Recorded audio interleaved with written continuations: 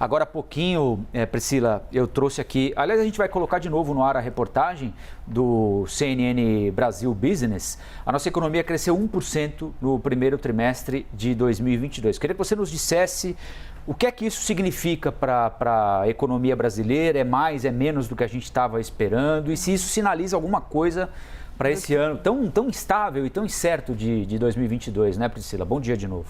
Bom dia de novo, Colombo. Bom dia a todos que nos acompanham. Esse número, então, de 1% no primeiro trimestre, ele veio um pouco abaixo do que era esperado. A expectativa era de 1,2%. E aí já havia uma expectativa de que os próximos trimestres fossem menores, né? Um crescimento menor do que o primeiro trimestre, uma perda de ritmo. Então, o que acontece com esse dado que vem hoje? Ele antecipa um pouco o que poderia acontecer nos próximos meses, né? Que é essa perda de ritmo da economia por causa de inflação subindo e também dos juros, né? A gente fala bastante aqui, o Colombo fala bastante aqui sobre os dois lados dos juros, né? Um lado que é conter os preços, né? E o outro lado que é esfriar a economia. A gente ainda está vendo o efeito do aumento dos juros acontecer na nossa economia. Ele ainda não está, o efeito ele ainda não está por completo. Ele deve se completar esse efeito de alta de juros mais para o segundo semestre. É por isso que a gente vê mirando a perda 23, de ritmo. Né? Isso. Agora. No fim do ano e lá para 2023. Aí sim a gente vai ver 100% do efeito que esse aumento de juros que a gente viu dos 2% para os quase 13% agora, na nossa economia. E aí aqui alguns detalhes, né, importantes sobre o PIB. O PIB foi puxado pelo consumo das famílias, o que mostra que a reabertura das atividades está surtindo efeito. Então é aquela história que a gente vem falando na economia, né? Quando tem um crescimento fraco, que foi o que aconteceu durante a pandemia, depois a recuperação vem forte, né? Porque ele é um crescimento que vem de uma base fraca. Não, tanto é que a gente mostrou por trimestre, aliás, acho que está aqui na reportagem, olha só. Exatamente nessa reportagem tem um gráfico aqui bem ilustrativo do que a gente cresceu. Eu estava lembrando que o último período que nós crescemos pouco, mas crescemos de maneira mais ou menos contínua, foi aqui entre o primeiro TRI de 17 e o terceiro de 2018. Que vem justamente depois da crise de 15 e 16, né? E aí, olha aqui, no terceiro trimestre de 2020... O tombo, né? A gente tem aquele tombaço, né? Porque foi o período em cheio da pandemia. Caiu 9%, né?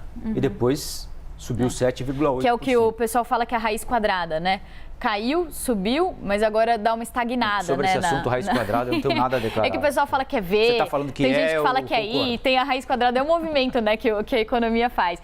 Mas o que está puxando muito é o consumo das famílias, então essa reabertura, ela aconteceu mais de forma plena no primeiro trimestre, então isso trouxe um impulso. As exportações também trouxeram impulso por causa de commodities, mas por outro lado, pela ótica da oferta, agronegócio recuou 0,9%, indústria ficou estável em 0,1%, e aí os serviços, então, foram esse grande destaque da nossa economia no primeiro trimestre. Qual que é a perspectiva que a gente tem para o ano fechado? Os economistas, as últimas estimativas eram de 1,5% para o PIB desse ano. A gente pode ter alguma revisão nessas expectativas, porque esse PIB ele veio um pouco abaixo do esperado, mas uma outra coisa importante também que saiu dos dados de hoje foi a revisão dos últimos dados, né? Até a Thaís Herédia me passou, a gente fica trocando ideia, ela passou, Pri, revisaram aqui os dados, e uma coisa que chamou a atenção, que é importante, é que a revisão do terceiro trimestre de 2021 e do segundo trimestre de 2021, que eram 2 trimestres seguidos de queda, configurava aquela recessão técnica, como os economistas chamam, não configura mais recessão técnica, porque esses dados foram revisados.